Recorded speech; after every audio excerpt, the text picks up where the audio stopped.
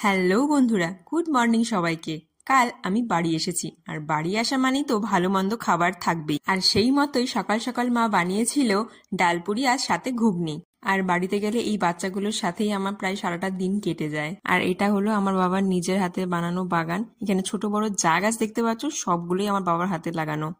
এরপর দুপুরে লাঞ্চের মেনুতে ছিল বাসন্তী পোলাও, সাথে চানা মশলা আর চিকেন কষা। এরপরে বিকেলবেলায় আমরা গিয়েছিলাম বিশাল মেগা মার্টে, এখানে বাড়ির কিছু গ্রসারি জিনিসপত্র কেনাকাটা করি। এরপর এখান থেকে আমরা একটা টোটো করে চলে যাই একটা ক্যাফেতে, যেটার নাম এনিবেলি। মেদিনীপুরে প্রায় সকলেই এই ক্যাফেটা অল্প বিস্তর জানে। এখানে আমরা অর্ডার করেছিলাম ক্রাঞ্চি চিকেন র্যাপ মিল আর তার সাথে অরিও ক্রাঞ্চি শেক।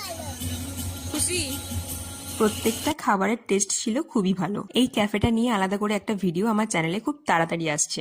এখানে খাওয়া দাওয়া করে বেশ কিছুটা সময় কাটিয়ে এবার আমরা বাড়ি ফিরি। এই ছিল আমার আজকের পুরো দিন। ভালো লাগলে অবশ্যই একটা লাইক অ্যান্ড কমেন্ট করো আর চ্যানেলটিকে সাবস্ক্রাইব করে দিও। আজকের মতো বিদায়, টাটা।